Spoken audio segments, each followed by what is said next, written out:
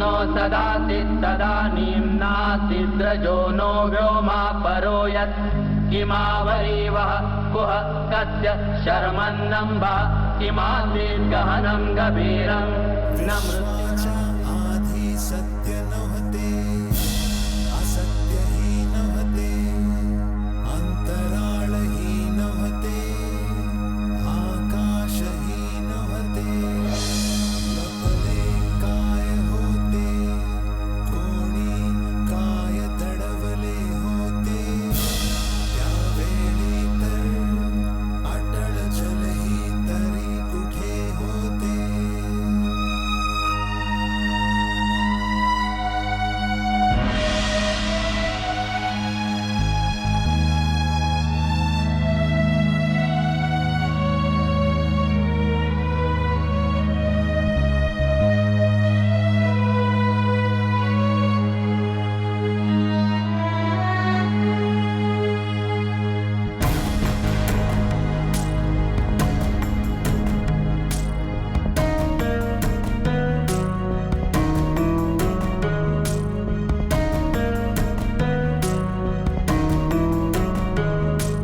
सृष्टीचा कोण करता करता आहे की करता उंच आकाशी राहणारा नेहमी विश्वप्रमुख असणारा त्यालाच खरे माहित असते की माहित नसते कोण काय जाणे काय जाणे काय जाणे काय जाणे.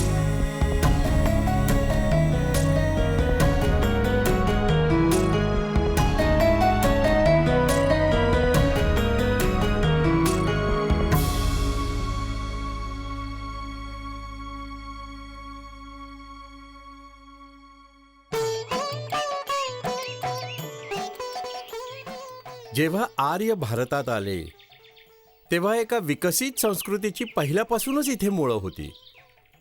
दक्षिण आणि कदाचित उत्तरेमध्ये पण द्रविड सभ्यता फळफळत होती. दक्षिणेतल्या भाषा संस्कृत भाषेतनं नाही निघाल्या तरी पण त्या खूप जुन्या आहेत. शिवाय त्यांच्यामध्ये साहित्याचा अनमोल खजिना मिळत आलाय.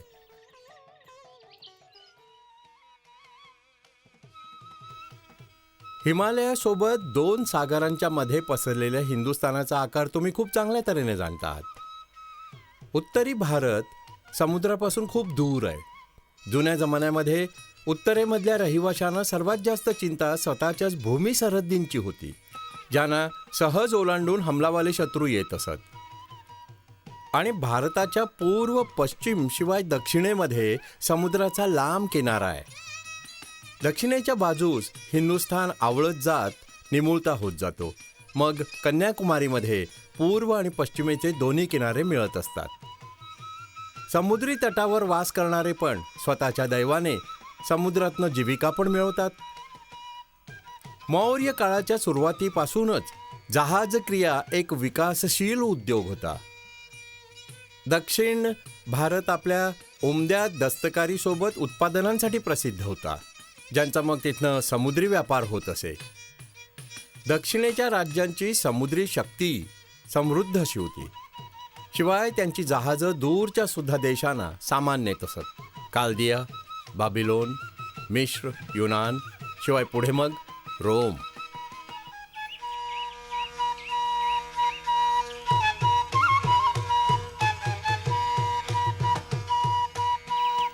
ज्यावेळेस उत्तर भारतामध्ये मोठ्या साम्राज्यांचा पाया घातला जात होता, तोपर्यंत दक्षिण भारतामध्ये पाषाणयुगच चाललं होतं.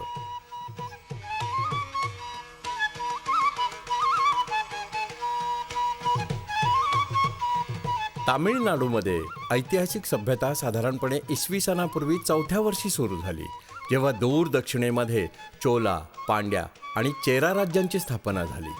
त्या काळात दक्षिण भारतीय भटक्या जमाती सत्तेवर केंद्रित राज्यांमध्ये बदलत होत्या. दक्षिण भारताच्या इतिहासाविषयी क्रमानुसार माहिती सर्वात आधी संगमकाळच्या साहित्यामध्ये मिळते.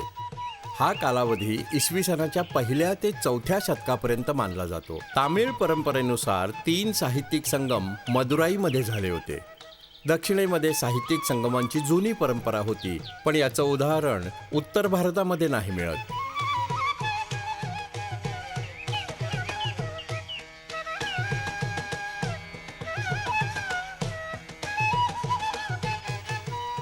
तामिळ संगमचे कवी लोकसाहित्याच्या खूपच जवळ होते.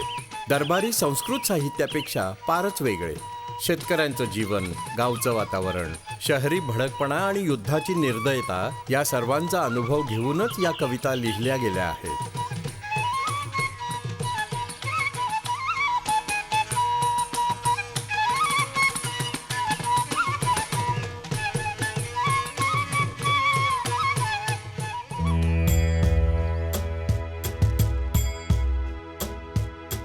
तुझ्या या ओटीमध्ये घराची बांधली आस गे, मधुर वाटे आम्हास तू काय झाले सांग गे, काय झाले सांग गे.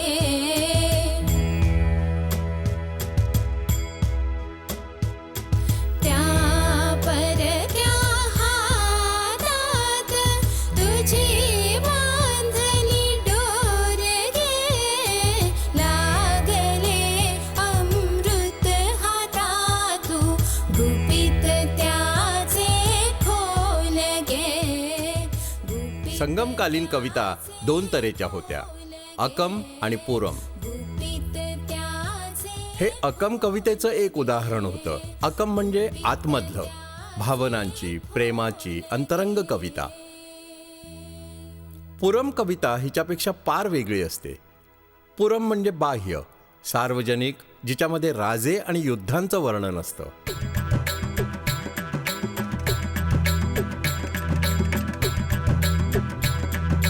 धर्मकालची धरणी व्याकुळ प्रथम वेदनेने, बाण चालवून तेजीने तो पूजा तुझी बांधे.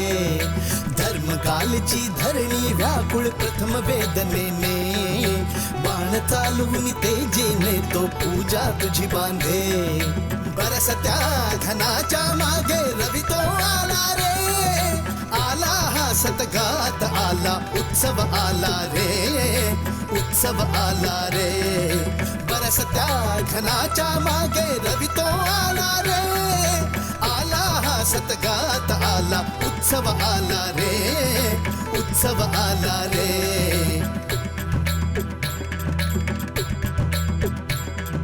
भेदून जाई विजे सारखी राजाची तलवार, राज्य जिंकण्या येता शत्रू पळून जाई पार.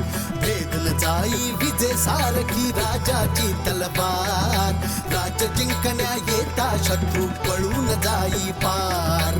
गर्वाने राजाची छाती भरून येता रे, आला हा सतगात आला, उत्सव आला रे, उत्सव आला रे. जुन्या परंपरेच्या प्रमाणे दक्षिण भारतात जाणारे पहिले मनुष्य ऋषी अगस्त्य होते. ऋषींनी आर्य धर्म शिवाय संस्कृतीसोबतच नेली त्यांच्या. याच्यापूर्वी जेव्हा आर्यांचं भारतामध्ये आगमन होत गेलं, तेव्हा म्हणे द्रविड संस्कृतीमधलं बरंच खूप स्वीकारून बसले होते ते. अशा रीतीने द्रविड शिवाय आर्य जातींच्या आपसातील आदान प्रदानानेच भारताच्या मिळत्या जुळत्या सभ्यतेचा विकास होत गेला. इसवी सनाच्या 6व्या शतकापर्यंत तामिळ प्रदेशावर संस्कृतचा बराच प्रभाव पडला होता आणि तिथली काव्यशैली खूप वेगाने बदलू लागली. तामिळ कवी मोठ्या कविता लिहू लागले, ज्यांना काव्य या संस्कृत नावावरून ओळखलं जाऊ लागलं. यांच्यामध्ये सर्वात प्रसिद्ध आणि प्राचीन महाकाव्य आहे शिलप्पडिकारण, म्हणजे सौभाग्याची पैजणं. साहित्यिक शैलीमध्ये रचित हे महाकाव्य खरंच साधारण जीवनाच्या खूपच जवळ आहे. असं मानलं जातंय की ही रचना पहिल्या दुसऱ्या शताब्दीमध्ये इलंगो अडिगलने रचली होती, जो चेरा राजा शेनगुट्टुवनचा भाऊ होता. पण असंही असू शकतं ही रचना अनेक शतकांनंतर लिहिली गेली असावी. जय जय जय मेघांची जय हो, जय जय जय मेघांची जय हो.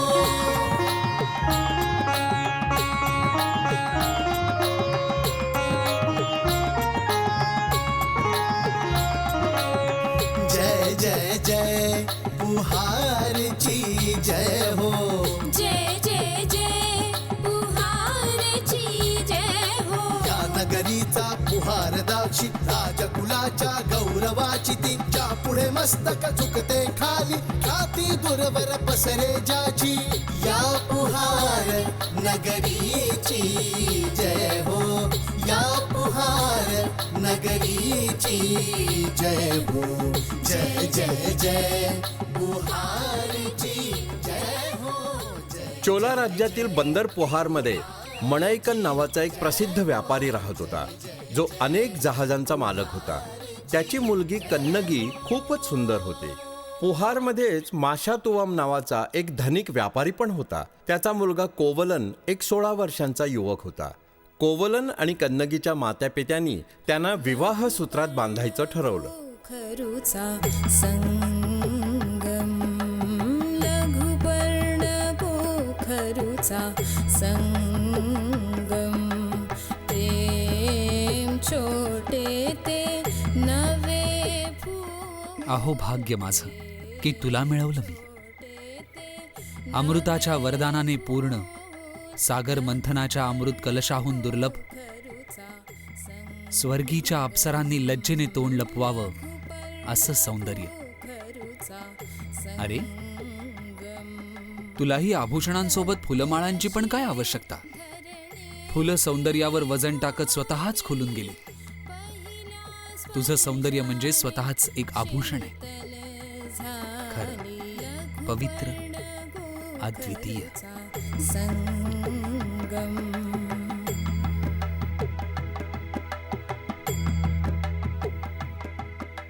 किती शांती आहे बाहेर पण मनामध्ये पण. खरंय, वाटतंय खरंच किती छान. कन्नगी, मला सांग, सुखी आहेस ना तू. तुमच्या सुखामध्ये माझं सुख आहे. मी खूप सुखी आहे हो. त्याची प्रेमाची रीत हो. त्याची प्रेमाची रीत. तर तू तुझा निर्णय नाही बदलणार तर.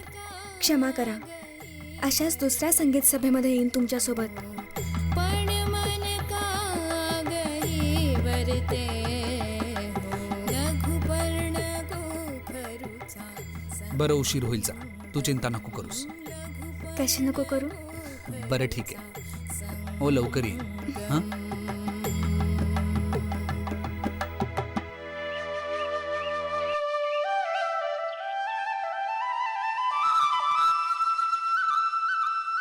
हीच ती बघा जागा.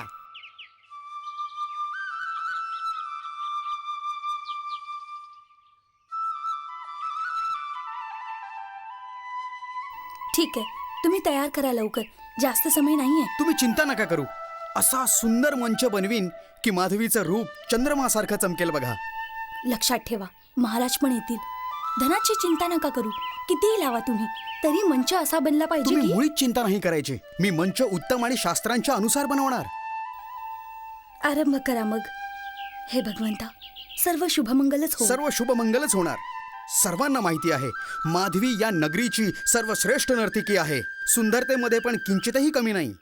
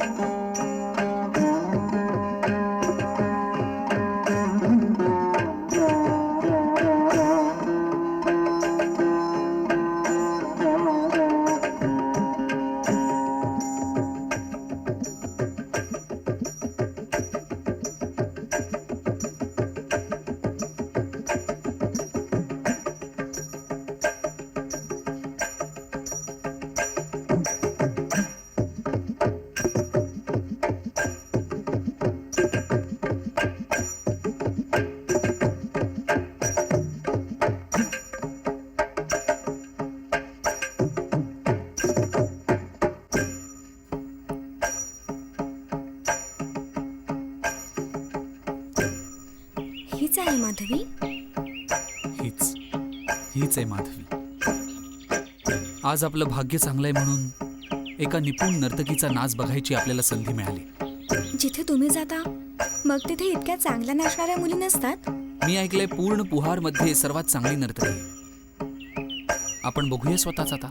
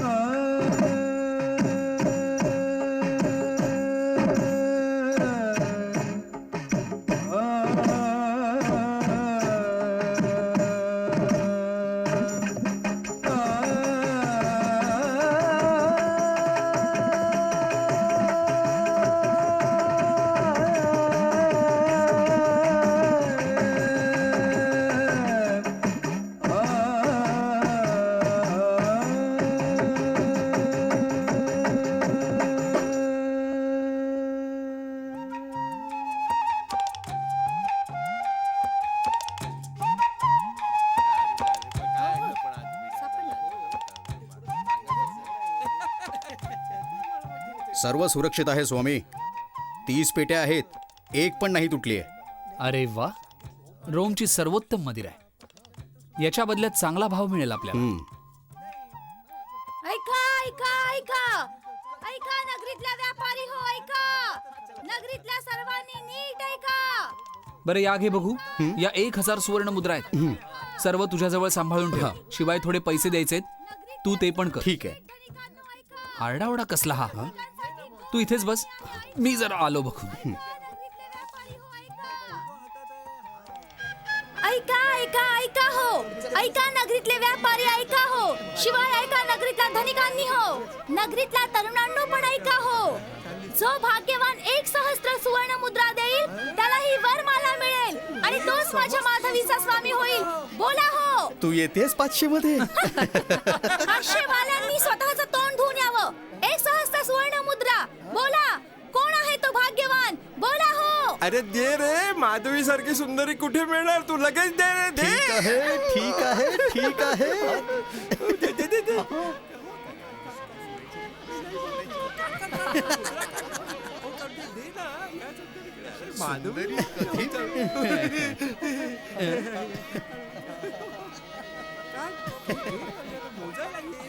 इथे आण बघू त्या मुद्रा. काय बरं झालं स्वामी, काय हो झालं? 995 मुद्रा, 996. आता पुढे तुझ्या अरे 997 आणि 998. या घे 1 सहस्र मुद्रा, घे मोजून. अरे पण मी आधी सांगितलं भाऊ. नाही, ह्यांच्या सुवर्णमुद्रा माझ्या हातामध्ये पहिल्या आल्या. बोला स्वामी, तुम्ही माधवी ताईला आणायला स्वतः जाणार की पाठवणार कुणाला? आपण जायचं आत्ताच. चला.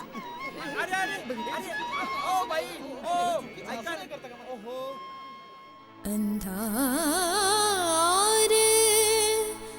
पसरला,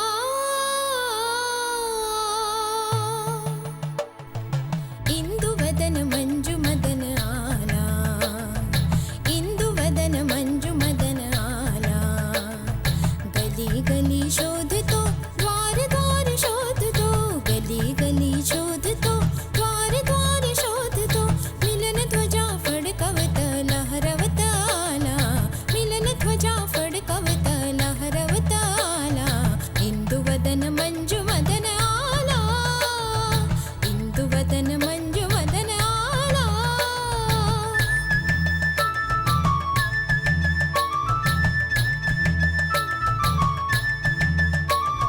कन्नीचे मधुर बोल, नयनाचे बाण सोड. कन्नीचे मधुर बोल, नयनाचे बाण सोड. निर्दयनी मजला रे, निर्दयनी मजला निशाणा बनवला, निर्दयनी मजला निशाणा बनवला, निशाणा बनवला.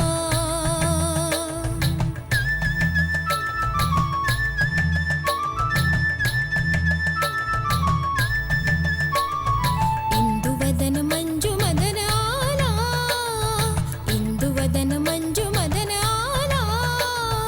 गली गली शोधतो, द्वार द्वार शोधतो, गली गली शोधतो, द्वार द्वार शोधतो. मिलन ध्वजा फडकवत लहरवत आला, मिलन ध्वजा फडकवत लहरवत आला. इंदुवदन मंजू मदन आला, इंदुवदन मंजू मदन आला.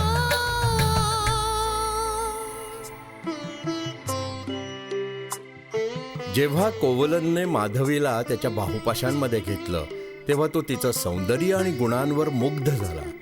त्याला अपूर्व आनंदाचा अनुभव झाला आणि तो बाकी सगळं विसरला, त्याची पत्नी, स्वतःचं घरदार सुद्धा. हे असेच काही दिवस निघून गेले. लघुपर्ण गोखरुचा संगम, लघुपर्ण गोखरुचा संगम. प्रेम छोटे ते नवे फूल, प्रेम छोटे ते नवे फूल.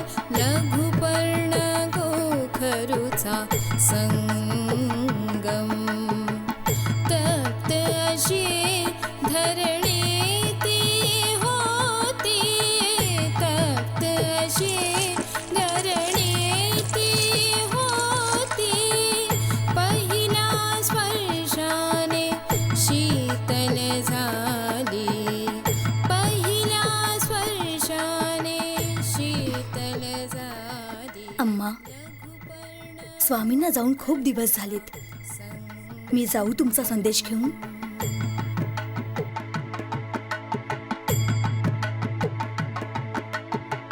किती दयाळू मीरा प्रिय रे, किती दयाळू मीरा प्रिय रे. किती 7 मी पुन्हा जिंकले.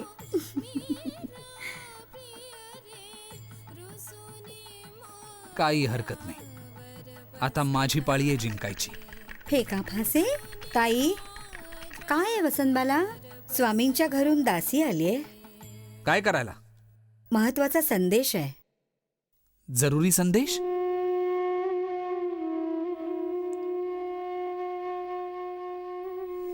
इथे का आलीस तू? अम्माने सांगितलंय खूप दिवसांपासून तुम्ही घरी नाही आलात. आज येणार काय? बस जी स्वामी. ठीक आहे, मी ऐकलंय, जा तू. अम्माला काय सांगू? तुम्ही येणार? नाही.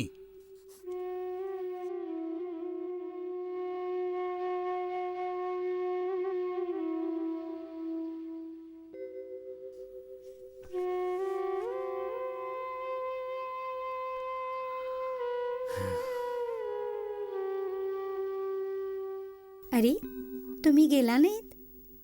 मी जाण्यासाठी उठलो नाही ग. मी समजले तुम्ही. स्वतः उदास पण झालीस तू. मी का हो उदास होणार आता? मला वाटलं कदाचित मन भरलं असावं तुमचं माझ्या बाबतीत, यासाठीच. मन तुझं भरलंय माझ्या बाबतीत, यासाठी इच्छा आहे ना मी इथनं जावं म्हणून. हे असं काय बोलताय पण? खरंच आहे, तुझ्या हावभावावरूनच दिसतंय. मी मस्करी गेली सहज तुमची, पण तुम्ही माझं धन संपून गेल्यावर पण तुला मस्करी सुचते.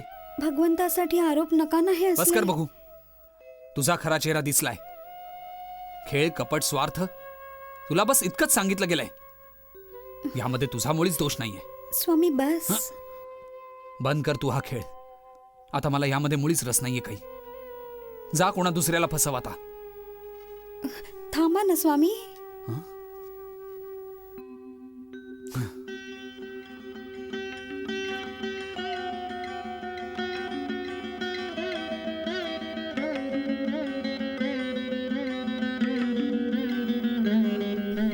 जरा ऐक.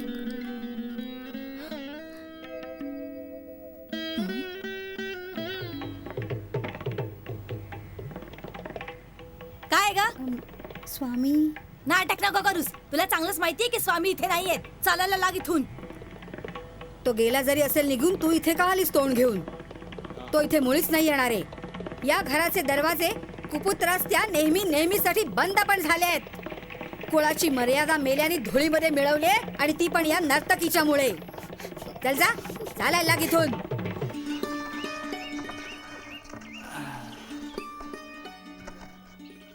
वणक्कम स्वामी. अनेक महिन्यांपासून व्यापार ठप्प आहे. आपले ग्राहक दुसऱ्या व्यापाऱ्यांकडे निघून गेले. विक्रीसाठी माल नाही, फेडण्यासाठी सुवर्ण नाही, बाजारामध्ये पत नाही. आता आपलं काहीच नाही आता स्वामी, काहीच नाहीये. आता मी आलोय, चिंता नको करूस. सर्व नीट होणार आता.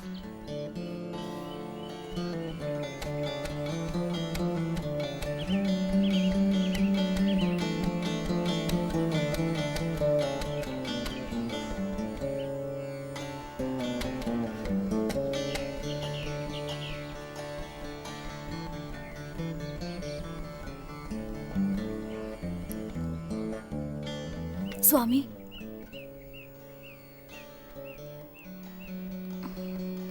ताईने परत बोलावलंय. अजून काही? क्षमा मागितलीये. मोठी चूक झालीये. जेव्हापासून तुम्ही आलात, खाणं नाही की पिणं नाही. हृदय नका तोडू. क्षमा करा ना स्वामी. परत चला. जा आणि सांग आपल्या ताईला, तोंडातनं निघालेले शब्द जसे परत नाही येत, मी पण नाही येणार म्हणावं. हा निर्णय आहे माझा. ताई तडफडून तडफडून मरून जाईल. तीच शिक्षा तिची.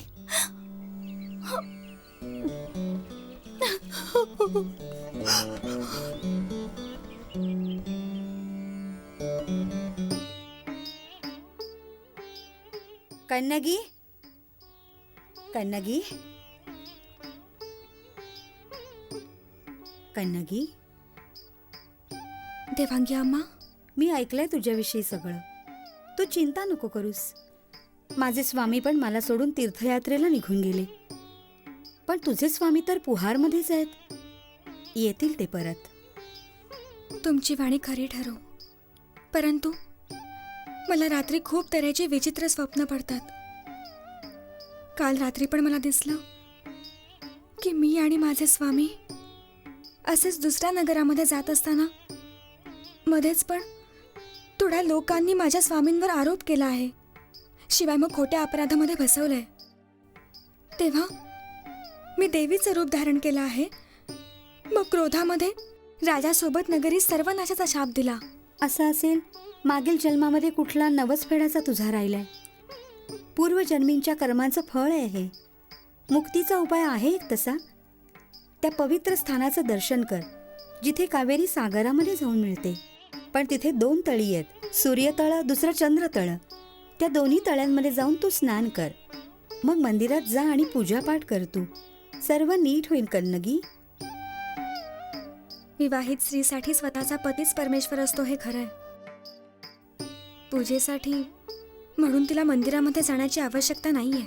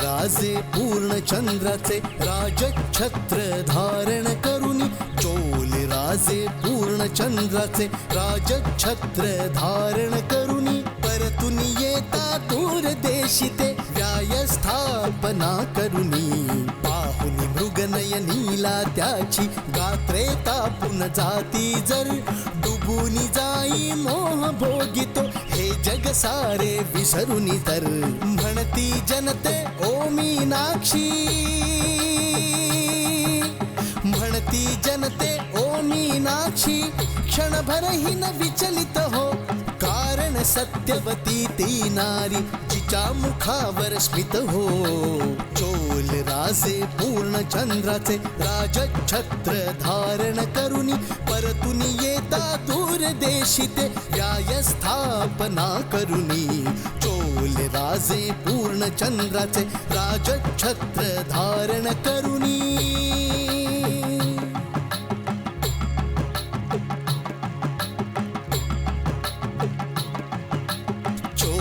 राजे धवल पुष्पाचे राजछत्र धारण करुनी चोल राजे धवल पुष्पाचे राजछत्र धारण करुनी दूरदेशी ते पूर्ण दयेची व्याय स्थापना करुनी जेव्हा कुमारी कन्येला भारताच्या दूर दक्षिणेस जेव्हा कुमारी कन्येला भारताच्या दूर दक्षिणेस घेऊन जाई कोणी तेव्हा दुःखी न हो मनामध्ये म्हणती जनते ओ मीनाक्षी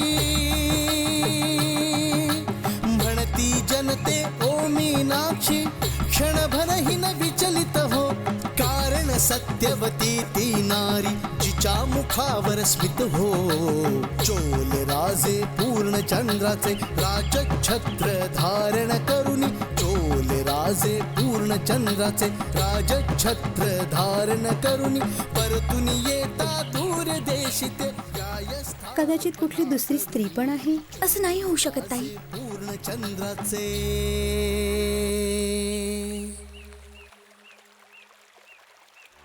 जा रे जा जा मती मंद हंस तू नारी संगे कशी बरोबरी करशी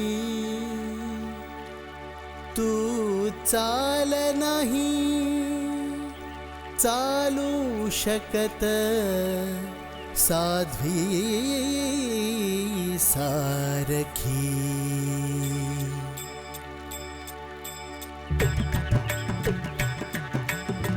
हे पुरुष जात तुझी रे शिकार तुझ्या पाठी तो वारंवार हे पुरुष जात तुझी रे शिकार तुझ्या पाठी तो वारंवार हे पुरुष जात तुझी रे शिकार तुझ्या पाठी तो वारंवार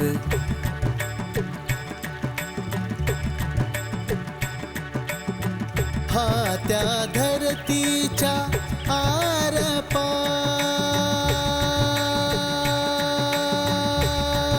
पार हा त्या धरतीच्या आर पार हा त्या धरतीच्या आर पार भयलज्जा तुला हो कसली भयलज्जा तुला हो कसली भयलज्जा तुला हो कसली हा त्या धरतीच्या आर पार भयलज्जा तुला हो कसली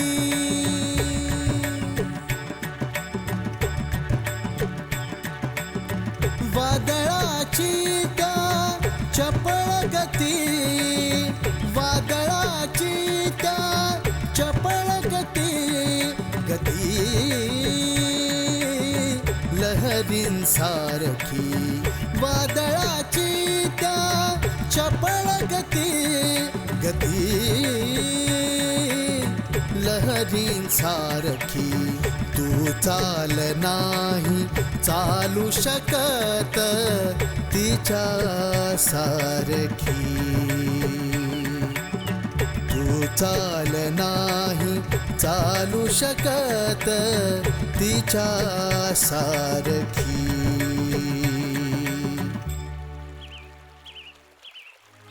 रवी मावळला अंधार पसरला दुखिया धरतीवर.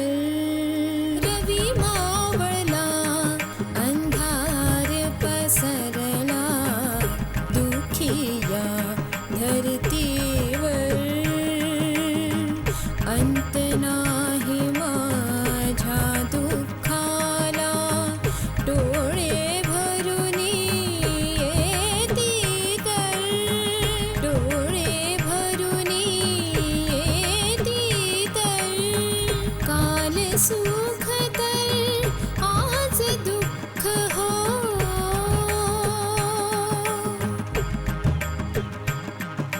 सखी सांगतम जाऊन. सखी सांगतम जाऊन. येते झुंझार वादळ त्याच गावी लढूनी. कुठे बसले रे प्रियतम माझ्याशी लपून. प्रियतम माझ्याशी लपून.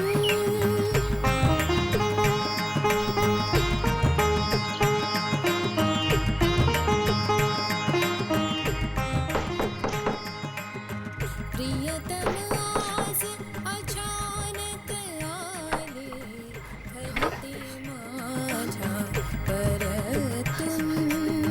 प्रियतम आज अचानक अम्मा अम्मा अम्मा स्वामी आले. अम्मा स्वामी आले.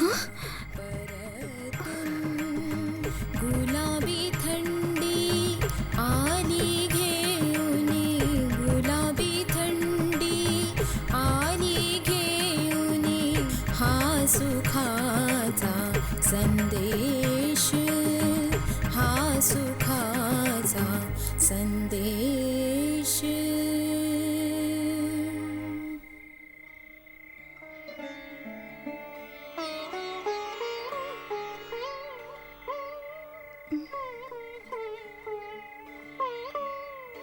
एका कुलटेच्या मोहजाळ्यामध्ये फसल्याने मी घर सोडलं होतं तिच्यासाठी. पण तुम्ही आता परत आलात ना स्वामी. हो, पूर्वजांची सगळी धनसंपदा लुटवल्यावर मग दारिद्र्य येताना घेऊन आलोय मी. माझ्याजवळ मुळीच काही नाही आता.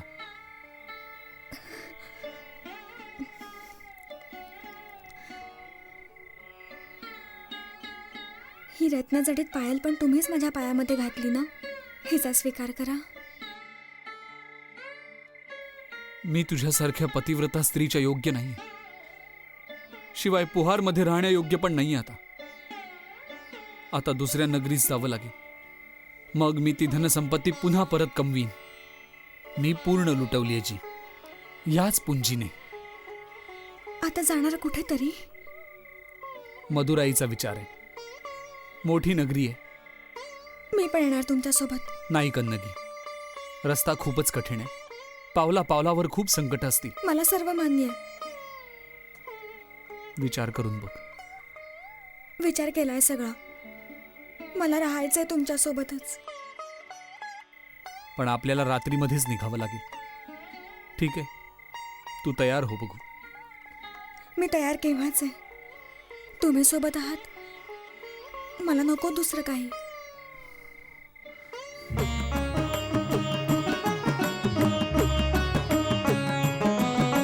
संपून गेले स्वप्न दुःखिते पतिव्रता साध्वीचे.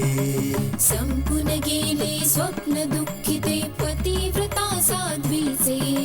शब्द निरर्थक श्यामलोचना मदिर माधवीचे. शब्द निरर्थक श्यामलोचना मदिर माधवीचे. अंधाराला भेदे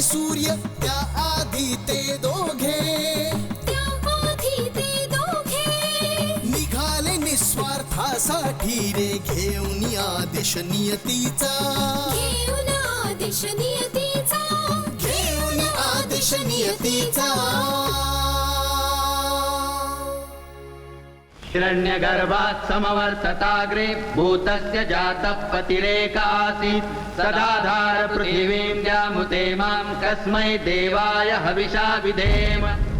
हिरण्यगर्भ जगा आधी जो होता विद्यमान तारेनी जीव सृष्टीचा तो स्वामी हो महान. धरती आणि अस्मान ज्याने केले हो धारण कर्वशा कोणत्या उपास दैवाचे आवाहन.